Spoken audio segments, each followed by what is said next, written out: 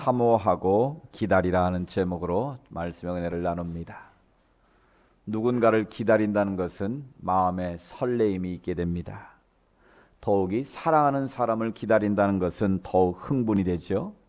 지금은 휴대폰이 등장해서 실시간으로 어디 있는가를 다 파악을 할 수 있습니다만, 이 휴대폰이 없기 전에는 공중전화밖에 없을 때는 누군가를 만나기로 약속하고 기다릴 때 제 시간에 나타나지 않으면 초조함이 있습니다. 혹시 무슨 사고라도 나지 않았을까? 아니면 오늘 그 사람이 오지 못하는 건 아닐까? 이 사랑하는 사람을 기다리는 마음은 늘 그 초조하고 또 한편은 설렘이 있기 마련입니다. 긴 기다림 끝에 약속했던 그 사람이 나타났을 때 그 기쁨과 그 마음의 감격은 이루 말할 수 없는 것이죠. 우리의 신앙생활을 한마디로 말하면 기다림입니다. 긴 기다림의 여정이라고 말씀드릴 수 있습니다. 그 기다림은 우리의 희망이기도 하고 우리의 미래이기도 합니다. 무엇을 기다립니까? 우리는 예수 그리스도를 기다리고 있습니다. 지금은 대림절 마지막 주간인데요. 이 교회 절기는 크게 5가지로 구분이 됩니다. 이 세상의 절기와는 다르게 교회의 절기는 5가지가 있는데, 이 대림절로부터 시작이 됩니다. 대림절이라고도 하고 대강절이라고도 하고 강림절이라고도 합니다. 다 뜻은 한문으로 표현한 거기 때문에 다 주님께서 이 땅에 오심을 기다리는 절기다라는 뜻이죠. 저희는 대림절이라는 표현을 쓰고 있는데, 기다릴 때자 이말임자, 기다리시는 분, 그 예수님이 오실 것을 기다리는 절기다라는 것이죠. 그래서 교회의 절기는 언제나 대림절로부터 시작이 됩니다. 그러니까 대림절이 오면 교회의 신년 새해가 시작됐구나라고 여러분이 이렇게 이해하시면 되겠습니다. 이제 대림절이 지나면 주현절, 에피파니라고 해서 주님이 하나님이 이 땅에 현현 나타나심을 기념하는 절기가 이어집니다. 그래서 대림절, 그 다음에 주현절, 그 다음에 이제 여러분이 잘 아시는 사순절이 다가오죠. 부활절 전 주일을 뺀 40일을 사순절로 지킵니다. 주님의 십자가의 죽으심을 준비하는 그런 절기죠. 그리고 나서 부활절이 이제 오게 되죠. 부활절이 지나게 되면 이제 성령 강림절 또는 오순절이라고도 합니다. 이 5개의 절기로 교회의 절기는 이어지고 있습니다. 그 중에 오늘 우리가 맞이하고 있는 대림절 이 마지막 주간은 주님의 오심을 준비하는 이 귀한 절기입니다. 그래서 대림절의 의미는 크게 3가지가 있는데요. 첫 번째는 2000년 유대 땅 베들레헴의 이 땅에 오신 예수 그리스도를 회상하는 그런 절기입니다. 그래서 우리가 이런 여러 가지 장식을 하고 주님의 그 오심을 준비하는 2000년의 이 땅에 오심을 회상하는 그런 중요한 의미가 한 가지 있고요. 또 한 가지는 우리의 심령 속에, 우리의 삶의 현장 가운데 그 주님의 능력을 모셔드린, 그 주님의 능력을 맛보는 그런 절기가 되겠습니다. 그래서 주님께서 우리 삶의 현장에 능력으로 임하셔서 우리를 새롭게 해주시기를 원하는 그런 마음의 소원이 있는 절기가 바로 대림절입니다. 3번째로 가장 중요한 의미가 있는데요. 이 대림절에는 다시 오실 주님을 기다리는 절기입니다. 재림주로 성경의 모든 약속은 100% 완벽하게 이루어내 딱 한 가지만 지금 남아 있습니다. 그게 뭡니까? 주님의 재림입니다. 주님이 다시 오신다는 이 분명한 믿음, 그 믿음을 새롭게 확인하는 절기가 바로 이 대림절이다라는 겁니다. 그래서 우리는 이 대림절을 보내면서 2000년 이 땅에 오신 예수님을 회상하고 주님의 능력을 우리 삶 가운데 다시 한번 체험하고 다시 오실 재림의 주님을 맞이할 준비를 하는 이 절기가 바로 대림절의 중요한 의미다라는 것을 기억하십시오. 이 대림절은 언제나 이 성탄절이 오고 그다음에 연말이 오기 때문에 많은 사람들이 마음이 들떠 있고 소비와 향락에 물들어 있는 그런 시간들이 되고 말았습니다. 그러나 적어도 우리 그리스도인들은 이 세상의 유혹이나 세상의 문화에 휩쓸리는 것이 아니라 이 대림절의 의미를 정확히 알고 주님의 오심을 준비하는 그런 절기가 되어야 될 줄로 믿습니다. 그래서 대림절을 겨울의 사순절이다라고 부르기도 합니다.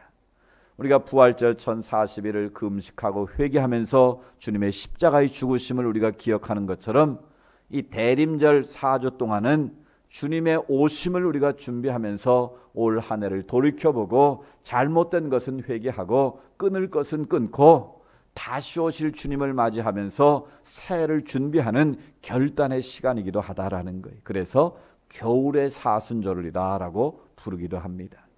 이 사순절의 이 컬러는 이 보라색입니다. 여러분 주부에도 네 번째 촛불이 켜져 있는데 다 보라색 초입니다. 제 넥타이도 보라색을 맸는데 이 보라색의 상징은 무엇이냐면 회개의 의미가 있고 슬픔의 의미가 있습니다. 왜 예수님이 오시는데 왜 슬프냐? 회개냐? 말씀드린 것처럼 주님을 맞이할 준비를 하려면 우리의 마음에 청결함이 있어야지 않겠습니까? 그래서 이 보라색은 회개와 이 슬픔을 상징하고 또 한 가지 중요한 상징은 바로 희망을 상징합니다. 회개와 슬픔을 넘어서 우리에게 다가오실 미래인 그 하나님 나라의 희망을 상징하는 것이 바로 보라색이에요. 그래서 이 대림절 색깔도 보라색이고 사순절의 색깔도 보라색입니다. 말씀인 것처럼 겨울의 사순절, 또 주님의 십자가의 죽으심을 준비하는 사순절, 그래서 컬러가 똑같다는 것 참고로 이해하시면 되겠습니다.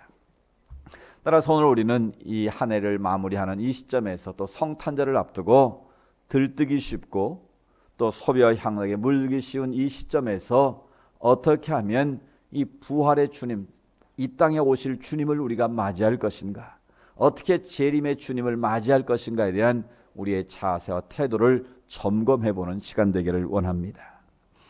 초대교회 성도들은 한마디로 말하면 희망 가운데 살았던 사람들입니다. 당시 로마 제국의 식민지 상황에서 그들은 억압받고 핍박을 받고 있었습니다. 그래서 구약의 말라기 선자를 마지막으로 약 300년 동안 선지자들이 오지를 않았습니다. 그래서 유대 땅에 신음하던 이스라엘 백성들은 하나님이 약속하신 메시아가 나타나서 이 로마의 억압에서 자기를 구원해 주기를 간절히 사모하고 기다렸습니다. 근데 마침내 누가 왔습니까? 세례 요한이 나타났습니다. 광야에서 지난주 말씀드린 것처럼 메뚜기와 석청을 먹으면서 약대 털옷을 입고 회개하라 천국이 가까웠노라고 하나님 나라의 도래를 선포했습니다. 그런데 그 세례 요한은 뭐라고 말했습니까? 그분은 흥하겠고 나는 쇠하여야 하리라. 우리 지난주 경쟁의식에서 벗어난 말씀 우리 함께 들었죠? 세례 요한은 자기는 장차 오실 메시아의 오심을 준비하는 준비자에 불과했고 그분은 진리 자체이시지만 나는 그분의 오심을 준비하는 뭐다? 소리다라고 자기를 낮췄다라는 거예요. 그래서 그 세례 요한의 준비한 그 길을 따라서 6개월 뒤에 예수 그리스도가 임마누엘 하셨다는 것이죠. 예수님이 이 땅에 오신 것입니다. 그래서 많은 사람들이 예수님을 따르고 복음을 따랐습니다. 그래서 그들은 직업도 버리고 가족도 버리고 예수님을 따라서 제자가 되기도 했고 그분의 기적과 이적을 보려고 수많은 사람들이 따랐습니다. 그런데 예수님은 십자가에 달려 죽으시게 됩니다. 그래서 제자를 비롯해서 많은 사람들이 시리와 실망에 빠져서 제자들마저도 고기 잡으러 돌아가고 많은 사람들이 뿔뿔이 흩어졌습니다. 그런데 하나님께서는 다시 그를 살리셔서 부활의 새 생명으로 이 땅에 피어나게 하셨습니다. 그래서 그 부활의 주님을 만난 제자들이 다시 힘을 얻게 되죠. 그리고 나서 오순절 마가다락방에 모여서 그들이 성령 체험을 하고 난 이후에 교회가 이루어지고 그 교회 공동체를 통해서 하나님 나라의 복음이 온 땅에 선포되기 시작했습니다. 그런데 그 당시 그들의 삶의 모습은 어떻습니까? 우리 교회가 추구하고 있는 사도행전의 비전을 이루는 공동체가 바로 초대교회인데 사도행전 2장에 보면 그 당시 사람들은 어떻게 하나님을 섬겼습니까? 모이면 그들은 기도하고 하나님께 예배를 드렸습니다. 하나님의 말씀을 열심히 배웠습니다. 그리고 부자들은 자기 재산을 팔아서 가는 자들을 도와주었고 서로 유무상통하는 그런 공동체를 이루어갔다라는 거예요. 그래서 하나님이 기뻐하시는 거룩한 나라가 그 초대교회 공동체에 이루어지고 있었는데 결국 로마의 압제에서 그들은 신음하는 가운데도 그들은 하나님 나라에 대한 희망을 품고 살았다라는 거예요. 초대교회 공동체는 한마디로 말하면 희망을 품고 살았던 사람들입니다. 고난과 핍박 속에서도 언젠가 다시 오실 재림의 주를 사모하면서 마라나타, 아멘 주 예수여 오시옵소서, 이 신앙을 가슴에 품고 살았던 것이죠. 그래서 위르겐 볼트만이라는 이 조직신학자는 희망의 신학을 말했는데, 그 책에서 초대교회 교인들의 공동체는 한마디로 말하면 희망을 가지고 살았던 공동체다라고 말합니다. 그럼 무슨 희망을 그들은 가지고 있었는가? 그들의 삶의 자리는 절망뿐이었는데, 어둠뿐이었는데 어떻게 초대교회 성도는 희망 속에서 살 수 있었는가? 그것은 바로 하나님 나라다라고 소개하고 있습니다. 하나님 나라가 뭡니까?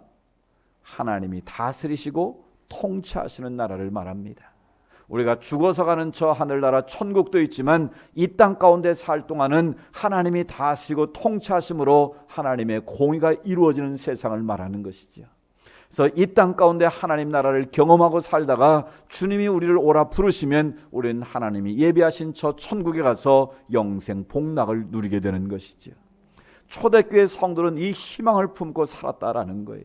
자기들의 삶의 자리는 힘들고 어려웠지만 열려진 하나님 나라의 미래를 품고 그 희망을 가지고 살았다라는 것입니다. 오늘 우리의 삶도 마찬가지입니다. 우리의 삶의 자리는 여전히 어둡고 힘들고 추울 때가 많이 있습니다. 올 한 해를 돌이켜봐도 내가 원하는 대로 되어진 일보다는 되어지지 않은 일도 많이 있을 겁니다. 내가 열심히 노력하고 수고했지만 여전히 빈손일 때도 있습니다. 그때 우리는 나도 모르게 낙심하고 좌절하고 절망하기 쉽습니다. 때로는 포기하고 싶은 생각이 들 때도 있습니다. 그러나 분명한 것은 우리의 희망은 나에게 있는 것이 아니라는 거예요. 사람에게 있는 것이 아니라는 겁니다. 우리의 희망은 오직 예수 그리스도 그분께 있는 줄로 믿습니다. 우리의 희망은 하나님 나라의 미래로부터 다가오고 있는 줄로 믿습니다. 내 눈앞은 여전히 어둡고 힘들고 추울지라도 우리를 위해서 다가오시는 주님, 그 임마누엘의 주님이 우리 가운데 함께 하시기만 하면 우리의 닫힌 문이 열리게 될 줄로 믿습니다. 우리의 어둠이 사라지고 빛 가운데로 우리를 이끌어 가실 줄로 믿습니다. 바로 우리의 삶은 하나님 나라의 열린 미래에 달려 있다라는 것입니다. 따라서 우리는 내가 지금 힘들고 어렵다고 낙심할 필요가 없다라는 거예요. 누구의 손에 붙잡혀 있느냐, 어디에 소망을 두고 사느냐가 제일 중요하다라는 거예요. 여러분, 성경에 위대하게 쓰임받은 하나님의 믿음의 선진들을 보십시오. 그들이 처음부터 대단한 사람들은 아무도 없었습니다. 오히려 하나님 나라의 일꾼들은 하나님 보시기에는 미천한 이 마이너리티에 속한 사람들이었다는 거예요. 비천하고 별 볼 일 없는 주목받지 못하던 사람들이었다라는 거예요. 그러나 그들을 하나님이 들어 쓰시기만 하면 그들을 통해서 하나님 나라가 이루어지고 하나님의 미래가 우리에게 다가온 줄로 믿습니다. 여러분, 다윗을 보십시오. 그 다윗이 그 시대에 골리앗을 만나서 사울 왕을 비롯한 모든 군사들이 쩔쩔매고 있지 않습니까? 너희들이 믿는 하나님이 있으면 한번 나와봐라, 덤벼봐라. 마음껏 조롱하고 비난을 하는데도 아무도 대항할 사람이 없습니다. 그때 무명의 목동이었던 다윗이 나타나지 않습니까? 다윗이 한 유명한 고백이 뭐예요? 그 싸움은 상대가 안 되는 싸움입니다. 그런데 다윗에게는 믿음이 있었어요. 무슨 믿음입니까? 하나님이 나와 함께 하시면 저 골리앗 저건 아무것도 아니다. 그래서 다윗이 한 유명한 고백이 무엇입니까? 골리앗상에서 이렇게 말하죠. 너는 칼과 창과 단창을 가지고 내게로 나오지만 나는 만군의 여호와의 이름으로 내게 가노라. 아멘. 한 개의 사단이 아니에요. 만군의 여호와의 이름으로 내게 간다. 그러면서 자기 주머니에 있던 물맷돌을, 그 돌멩이 몇 개를 가지고 있었는데 그 5개의 물맷돌을 쫙 던졌더니 이게 핵미사일보다 위력을 발휘해가지고 골리앗이 맞는 순간 어떻게 되었습니까? 낙엽처럼 떨어지고 쓰러지고 말았다라는 거예요.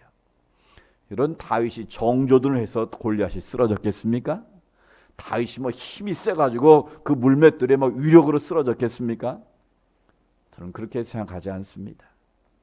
보잘것없는 물맷돌이지만 그것이 다윗의 손이 아닌 그 다윗의 믿음을 보고 그 물맷돌이 하나님의 손에 들려졌을 때에 그 하나님의 능력이 다윗을 통해서 골리앗에게 나타난 줄로 믿습니다.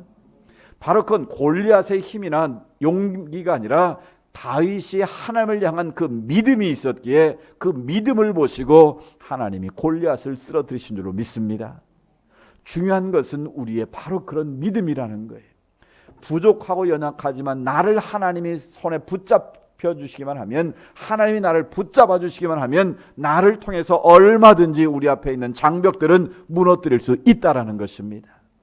내가 할 수 없다고 하나님도 할 수 없는 것처럼 낙심하면 그게 뭐한 거예요? 믿음이 없는 거예요. 그런데 오늘 우리는 내가 못하면 하나님도 못하는 것처럼 하나님을 너무 작게 생각한다는 거예요. 전에 그런 말씀드렸죠. 그런 책이 있어요. Your God is too small. 당신의 하나님은 너무 작다라는 거예요. 우리가 사도신경을 고백할 때는 전능하사 천지를 창조한 하나님을 내가 믿습니다라고 고백은 하는데, 정작 내 삶의 자리에서 내가 계획하고 노력했지만 아무것도 이루지 못하면 너무 쉽게 낙심한다는 거예요. 너무 쉽게 절망하고 좌절한다는 거예요. 왜 그렇습니까? 결국 그건 우리의 믿음이 없음을 표현하는 거예요. 정말 내가 믿는 하나님이 전능하신 하나님을 믿는다면 하나님이 포기하지 않는 이상은 절대 우리 인생은 포기할 이유가 없다라는 거예요. 포기는 언제만 쓰시라고요? 배추 한 포기 두 포기 셀 때만 쓰시면 되지, 우리 인생에 절대 포기란 단어는 있을 수가 없는 거예요. 시련은 있어도 실패는 없는 거예요. 우리에게 포기는 없는 거예요. 왜? 전능하신 하나님이 우리 가운데 있는 한은 우리는 절대 포기할 수 없고 낙심하고 절망할 수가 없다라는 거예요. 왜? 하나님이 여전히 우리 가운데 임마누엘 하시기 때문입니다. 중요한 것은 우리가 하나님의 손에 붙들리느냐 붙들리지 못하느냐에 달려있다라는 거예요. 내 손에 능력에 달려있는 것이 아니라 내 안에 계신 주님의 능력이 임하면 우리는 불가능이 가능하게 될 줄로 믿습니다. 그게 바로 사도 바울이 드려준 간증 아닙니까? 내게 능력 주신 자 안에서 내가 모든 것을 할 수 있느니라. 내 힘으로 하는 것이 아니라 주님이 내게 능력 주시면, 그 말은 우리가 보잘것없지만 주님의 손에 다윗처럼 붙들리면 작은 물맷돌을 통해서도 골리앗이 쓰러질 수 있다라는 거예요. 우리가 이 성탄의 계절에 꼭 기대해야 될 것은 주님의 손에 붙잡히기를 우리가 기도해야 되는 거예요. 나같이 미련하고 부족한 존재이지만 하나님의 손에 붙잡히면 그 하나님의 희망에, 하나님의 미래가 우리에게 새롭게 열려진다라는 거예요. 여러분, 이 펜이요, 저 유아실에 있는 어린아이들의 손에 잡히면 낙서하는 도구밖에 되지 않습니다. 그러나 이 펜이 유명한 작가의 손에 붙들리면 어떻게 되겠습니까? 이 펜을 통해서 똑같은 펜이지만 세상을 울리는 감동적인 그런 작품이 나올 수 있다라는 거예요. 마찬가지. 여러분, 사람의 손에 붙들리면 잠깐은 잘 되는 것 같을지 몰라요. 잠깐은 잘 가는 것 같지 모르지만 사람을 믿고 의지하면 결국은 실망할 수밖에 없습니다. 그러나 우리는 전능하신 하나님의 손에 붙들림 받기를 원합니다. 하나님의 손에 붙잡히기만 하면 우리를 통해서 하나님의 열린 미래가 다가오게 될 줄로 믿습니다. 여러분, 올 한 해 동안 다 이루어지지 않았다고 낙심하지 마십시오. 희망은 나에게 있는 것이 아니라 내 안에 계신 주님의 있음을 믿으십시오. 그리고 주님의 손에 붙들리기를 사모하십시오. 그러면 주님께 여러분을 들어 쓰시기만 하면 여러분을 통해서 하나님의 나라가 임하게 될 줄로 믿습니다. 오늘 본문에 보면 초대교회에 심각한 위기가 발생합니다. 그 위기가 무엇이었을까요? 이미 말씀드린 것처럼 초대교회는 한마디로 다가오실 주님, 재림주에 대한 그 희망 하나를 품고 어려움을 견뎌냈는데 그들이 점점 희망이 사라지는 안타까운 일이 벌어집니다. 왜 이런 위기가 왔을까요? 두 가지 이유를 오늘 성경에 말하고 있는데, 첫 번째는 재림은 이루어지지 않는다는 거짓 선자들의 속임수 때문이었다라는 거예요. 베드로전서 3장 3절 4절 말씀, 우리 앞에 화면 보고 같이 한번 읽어볼까요? 시작. 먼저 이것을 알지니 말세 조롱하는 자들이 와서 자기의 정욕을 따라 행하며 조롱하여 이르되 주께서 강림하신다는 약속이 어디 있느냐? 조상들이 잔 후로부터 만물이 처음 창조될 때와 같이 그냥 있다 하니. 이 거짓 선자들이 나타나서 하는 말이 뭐라고 말합니까? 자기 정욕을 따라 행하면 산다는 말이 뭐냐면, 주께서 강림하신다는 약속이 어디 있느냐? 언제 주님이 강림한다고 그랬냐? 그러면서 뭐라 하기를 조상들이 잔 후로부터 만물이 처음 창조될 때와 같이 어떻게 있다? 그냥 있다. 아니, 지금 주님이 오신다고 한 지가 언젠데 아직도 오지 않았다면 그거 거짓말 아니냐? 그거 헛된 약속 아니냐? 너희들 그거 믿고 괜히 재림주 기다리다가 인생 망치니까 그거 포기하라는 거예요. 그런데 안타깝게도 이 거짓 선지자들의 말에 많은 사람들이 속아 넘어갔다라는 거예요. 이 거짓 선지자들의 말에 많은 성들이 속아 넘어가서 점점점 배교를 하고 하나님의 뜻에서 멀어지는 사람들이 나타나기 시작했다는 거예요. 여러분, 오늘날도 마찬가지입니다. 특별히 우리나라는 자칭 재림주라고 메시아라고 주장하는 사람들이 100명이 넘는다고 그래요. 그래서 이 우리나라 국산이 요즘 제품이 좋아하는데 이 메시아도 이 국산이 참 좋다고 그래요. 전 세계에 나가서 우리 이단 사이비들이 아주 그냥 활개를 치고 있는데 우리가 기도해야 됩니다. 이 선교제 가면 다 우리나라 이단들 재림주들이 나타나가지고 물량 공세를 하면서 그 이단 사위상을 퍼뜨리고 있는데 우리가 경각심을 가져야 됩니다. 우리가 뭐 1992년인가요? 그 다미 선교회를 통해서 92년 10월 28일 날 재림주가 오신다 그래가지고 흰옷 입고 준비하고 기다리지 않았습니까? 뭐 방송에서 중계를 하고 난리를 쳤는데 오셨어요, 안 오셨어요? 오시지 않았어요.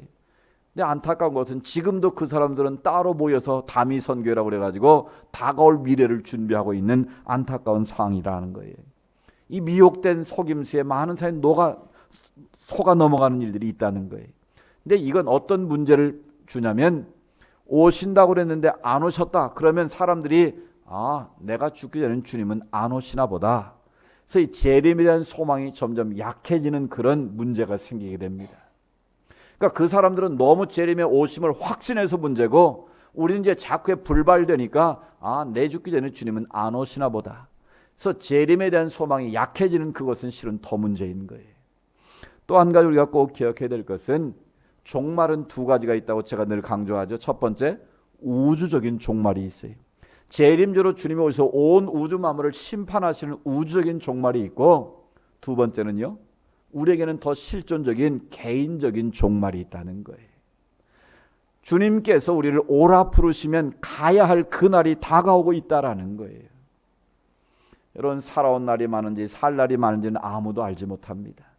태어나는 건 순서가 있지만 하나님의 부르심은 순서가 없는 거예요.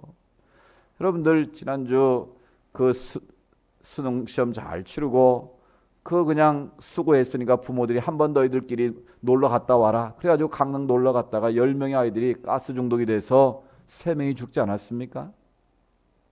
지금도 몇 명은 살아나지 못하고 있는데 그 원주 세브란스 기독병원에 2명의 그 심한 아이들이 있는데 그 중에 한 명이 제 친구 교회 집사 아들이에요. 이 남태식 군인데 여러분도 기도해 주십시오.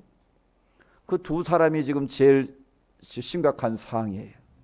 근데 어제 그 보도에 보니까 아직도 의식이 호전되지 않고 있다고 그러는데 여러분 그 태식 군을 비롯해서 기도해 주십시오. 그 수능 시험도 잘 봐서 연대와 고대 수능 그 수시에서 2개를 다 붙으내래. 그 태식이가. 그 부모들이 얼마나 좋아했겠어요. 그런데 그 위로 여행 보내줬는데 그렇게 의식이 깨어나지 못하고 그렇게 될 줄 누가 알았겠습니까? 여러분, 우리 인생은 내일 일을 모르는 거예요. 쉽게 말하면 한 치 앞도 모르는 게 우리 인생이다라는 거예요. 근데 언젠가 오늘 주님이 부르시면 가야 될 우리 인생인데 그날이 바로 나의 종말이라는 거예요. 그러니까 하루하루를 우리가 하나님 앞에 의미 있고 값어치 있게 살아내야지 세월을 허비하면 그 인생은 불쌍해진다라는 거예요. 주님 앞에 서는 그날 우리는 불쌍한 인생이 되고 만다는 거예요. 지난주에 여러분 말씀 들었잖아요. 토니 캄폴러라는 그 사회학자의 얘기 들었죠. 95세 미국에 산 사람들 한 번 더 살 때만 무엇을 어떻게 살고 싶습니까? 물었더니 뭐라고 말했다고요? 성찰하며 살겠습니다. 용기 있게 살겠습니다. 이름 석자를 아름답게 남기는 삶을 살겠습니다. 그 말은 뭐예요? 자기들이 95세를 살았는데 그렇게 살지 못했다는 거예요. 불의하게 살았고 정직하게 용기 있게 말하지 못했고 자기의 재물을 위해서는 노력을 했지만 하나님의 영광에서는 살지 못했다는 거예요. 그 이름 석자가 떳떳하지 못했다라는 것 아니겠습니까? 우리도 언젠가 오늘 이 세상을 떠날 날이 온다는 것을 믿는다면 우리에게 주어진 하루하루를 하나님 앞에 의미 있게 살아야 될 줄로 믿습니다. 그래서 언제 주님 앞에 서도 부끄럽지 않도록, 언제 주님이 오셔도 개인의 종말이든 우주적인 종말이든 마라나타 아멘 주 예수 오시옵소서라고 기쁨으로 맞이할 수 있는 준비를 해야 된다라는 거예요. 또한 그들의 믿음이 흔들린 이유는 직면한 극심한 환난과 핍박이었다는 거예요.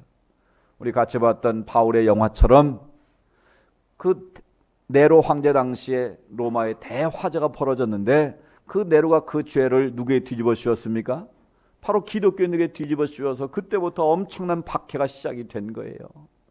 그래서 잡히는 대로 사람을 잡아 죽이고 사자를 굶겨서 로마의 그 원형극장에 사람을 집어넣어서 그걸 보고 즐기고 또 사람을 죽여서 어떻게 했다고요? 그 붕대 같은 걸 칭칭 감아서 기름에 담궈뒀다가 길거리에 어둠을 밝히는 그 횃불로 쓸 만큼 기독교를 잔인하게 핍박했다는 거예요. 그런 상황 속에서 믿음을 지키는 게 쉽습니까? 어렵습니까? 그러니까 점점 그 핍박 때문에 사람들이 배교의 길을 택했다라는 거예요. 그런 위기의 상황 속에 있는 성도들에게 위로와 소망을 주려고 쓴 서신이 바로 베드로 전서고 베드로 후서인 거예요. 그래서 베드로 전서에 보면 재림에 대한 소망이 있고 위로와 격려의 내용이 담겨져 있는 거예요. 여러분, 우리에게 중요한 것은 우리가 영적인 위기가 왔을 때, 내 신앙의 위기가 왔을 때 그 위기 관리를 어떻게 하느냐가 참으로 중요한 거예요. 그래서 오늘 베드로 사도는 그 주님의 재림에 대한 소망이 끊어지고 핍박 속에서 하나님을 떠나는 위기의 상황 속에서 어떻게 하면 우리가 하나님 앞에서 믿음을 지키고 열린 미래를 향해서 나아갈 수 있겠는가, 그것을 우리에게 권면해 주는 거예요. 세 가지를 말씀한 첫 번째는 기다리라는 거예요. 오늘 8절에 보면 죽게는 하루가 천년 같고 천년이 하루 같으니 한 가지를 어떻게 하라? 잊지 말라는 거예요. 반드시 주님의 다시 오시다는 사실을 믿고 어떻게 하라? 기다리라는 거예요. 기다리라는 거. 그런데 많은 사람들이 말합니다. 아까도 말한 것처럼 아니 벌써 오신다고 한 지가 언젠데 아직도 안 왔으면 안 오는 거 아닙니까? 거기에 오늘 성경은 이렇게 말합니다. 죽게는 하루가 몇 년 같고 천년 같고 천년이 하루 같은 이 한 가지를 잊지 말라는 거예요. 하나님의 시간표, 우리 시간표는 다르다라는 거예요. 시편 90편 4절에 다윗은 이렇게 말합니다. 화면 보여주시죠. 주의 목전에는 천년이 지나간 어제 같으며 밤의 한순간 같을 뿐임이니이다. 어젯밤 여러분 잠자고 주무시고 깨지 않았습니까? 어젯밤 잠자고 일어난 것 같은 시간이라는 거예요. 우리가 볼 때는 2000년이나 지났는데 그게 아니라 하나님 보시기에는 어젯밤 잠깐 자다 일어난 것 같은 그런 시간이 지났을 뿐이라는 거예요. 그럼 왜 하나님께서 재림을 이렇게 계속 연기하고 계시는가? 그 이유가 중요합니다. 오늘 말씀에 보면 뭐라고 말합니까? 아무도 멸망치 않고 다 회개하여 뭐에 이르기를? 구원에 이르기를 원하시는 하나님의 마음이 그 안에 녹아 있다는 거예요. 여러분, 지금 당장에도 오셔서 그냥 악한 놈들은 다 하나님이 쓸어버리시고 심판하시면 좋겠다라는 그런 생각 들 때 있지 않습니까? 정말 매스컴에 악한 일을 하는 자들 보면 왜 하나님은 저놈들을 그냥 놔두시나 싹 한번 심판 내리시지? 여러분, 하나님이 그래도 어떻게 하신다고요? 하나님의 소원은 뭡니까? 한 사람도 멸망치 않고 다 회개하여 뭐 하기를 원하십니까? 구원받기를 원하시는 거예요. 저와 여러분도 마찬가지. 우리가 잘못할 때마다 하나님이 한 번씩 주워박으면 다 우리는 뭐가 됐을까요? 얼굴이 밤탱이가 됐을 것 같아요. 이 자리에 있을 자 아무도 없을 거예요. 그런데 하나님은 어떻게 하십니까? 길이 참아주시는 거예요. 우리를 기다려주시는 거예요. 탕자를 기다렸던 아버지처럼 아무리 폐역한 길을 걸어가도 하나님은 기다리시는 거예요. 왜요? 디모데전서 2장 4절 말씀처럼 하나님은 모든 사람이 구원을 받으며 진리를 아는 데 이르기를 원하시느니라. 이것이 바로 하나님의 뜻이기 때문에 그렇습니다. 따라서 하나님은 우리를 기다리십니다. 따라서 우리도 주님의 오심을 기다리며 희망 중에 주님을 만나기를 우리는 사모하며 기다리는 것입니다. 두 번째는 그냥 기다리는 것이 아니라 준비하며 기다리라는 것입니다. 오늘 10절을 보십시오. 주의 날이 도둑같이 오리니 마지막에 보면 모든 일이 드러난다고 말씀합니다. 주님이 오시는 그날은 무슨 날입니까? 예수를 믿는 자들은 부활의 생명으로 나가는 축복의 날, 은혜의 날이 되지만 주님을 믿지 않는 자들은 심판의 날이 되고 두 번째 사망의 불못에 떨어지는 날이 되고 만다는 것입니다. 따라서 우리는 준비해야 된다는 거예요. 주님의 오심을 준비하는 자만이 주님이 언제 오셔도 기쁨으로 맞이할 수 있는 거예요. 지혜로운 5처녀와 미련한 5처녀의 비유를 주님 말씀하지 않았습니까? 신랑이 오기를 기다리는데 미련한 다처녀는 등불도 준비하는 기름이 떨어질 줄 모르고 졸고 있다가 신랑이 올 때 그들은 버림받게 되는 거예요. 그러나 지혜로운 처녀는 등불을 준비하고 기름을 충분히 넣고 준비하니까 신랑이 왔을 때 기쁨으로 맞이할 수 있는 거예요. 마찬가지입니다. 우리도 언제 주님이 오셔도 맞이할 수 있는 준비를 해야 되는데 어떻게 준비하나, 이게 중요한 과제 아니겠습니까? 오늘 본문 11절에 그 해답이 있습니다. 주님의 오심을 우리가 어떻게 준비할 것인가, 우리 중요한 말씀이니까 같이 한번 읽어볼까요? 시작. 너희가 어떤 사람이 되어야 마땅하냐? 거룩한 행실과 경건함으로. 바로 여기에 키가 있습니다. 거룩한 행실과 경건함으로 준비하라는 거예요. 여러분, 거룩한 행실은 뭘 말할까요? 요한계시록 19장 8절에 보면 어린 양 혼인잔치, 즉 천국에 들어갈 자의 모습에 대해서, 자기에 대해서 말씀하시는데 거룩한 세마포 흰옷을 입은 자가 들어간다고 말합니다. 그러니까 헛된 이단들은 흰옷 입고 있으면 다 천국 갈 줄 알고 흰옷 입고 기다리는데 그런 뜻이 아니에요. 거룩한 세마포옷은 뭐라고 말씀합니까? 성도의 옳은 행실이니라 라고 설명을 해주고 있어요. 옳은 행실을 가지고 살아야 어린 양 혼인잔치에 들어갈 자격을 얻게 된다라는 거예요. 오늘 우리가 불의한 세상, 거짓이 난무하는 이 시대에 살고 있지만 우리가 거짓을 미워하고 정직하게 행하고 하나님이 기뻐하시는 거룩한 행실이 있어야 어린 양 혼인잔치에 들어갈 수 있다라는 거예요. 무늬만 그리스도인이지 여전히 세상의 속임수에 빠지고 거짓과 부정직하고 불의에 따라 살면 그건 하나님 보시기에 실격이 될 수 있다라는 거예요. 그러니까 오늘 우리가 하나님 앞에서 거룩함으로 옳은 행실을 품고 살 때 하나님이 기뻐하시는 준비할 자의 모습이라는 거예요. 또 한 가지는 경건이라고 말합니다. 경건은 뭡니까? 하나님을 닮아가는 삶이 경건이에요. 하나님 앞에 살아가는 게 경건이에요. 그러니까 경건은 뭐라고 말합니까? 야고보 사도가 한마디로 요약을 잘해 주었어요. 야고보서 1장 27절에 보시면 우리 같이 읽어볼까요? 하나님 아버지 앞에서 정결하고 더러움이 없는 경건은 곧 고아와 과부를 그 환난 중에 돌보고 또 자기를 지켜 세속에 물들지 아니하는 그것이니라. 아멘. 세속에 물들지 아니하는 그것은 이미 위에서 말한 옳은 행실을 말하는 것이고요. 또 한 가지 경건은 뭡니까? 고아와 과부를 환난 중에 돌아보는 것이다. 그 말은 사회적인 약자에 대해서 관심을 가지고 그들을 주님 대하는 마음으로 섬기고 그들을 돌보는 것이 바로 주님 앞에 경건한 삶의 모습이다라는 거예요. 우리끼리 잘하는 건 잘하는 게 아닙니다. 우리가 이번 성탄에 우리 주변을 돌아보고 우리가 받은 주님의 그 사랑을 그들과 함께 나누는 것이 진정한 구주 성탄의 모습이다라는 거예요. 우리끼리 선물 주고 우리끼리 선물 받는 것은 아무 의미가 없는 거예요. 가장 귀한 성탄은 우리가 받은 그 주님의 사랑을 누군가 관심과 돌봄을 받지 못하는 그 사람들에게 우리가 사랑의 눈을 떠서 우리가 사랑의 손길로 그들을 돌보고 베푸는 것이 바로 성탄에 오신 아기 예수를 맞이하는 우리의 준비하는 태도다라는 거예요. 여러분, 금번 성탄에 우리 주변의 이웃들을 돌아보는 시간 되기를 원합니다. 또 그래 우리가 드리는 예물을 그들을 위해서 쓰게 될 때에 하나님의 기쁨이, 하나님의 사랑이 온 땅에 넘쳐나게 될 줄로 믿습니다. 마지막으로 바라보고 사모하라고 말씀합니다. 오늘 본문 13절에 그의 약속대로 의가 있는 곳인 새하늘과 새 땅을 바라본다고 말씀합니다. 우리는 썩어질 이 땅을 보고 사는 자가 아닙니다. 영원한 하나님 나라의 소망을 보고 사는 자들입니다. 우리의 열린 미래를 바라보고 사는 자들입니다. 거기에 바로 우리가 살아야 될 이유가 있고 이 성탄을 준비하는 우리의 마음의 태도가 그 안에 담겨 있는 것이죠.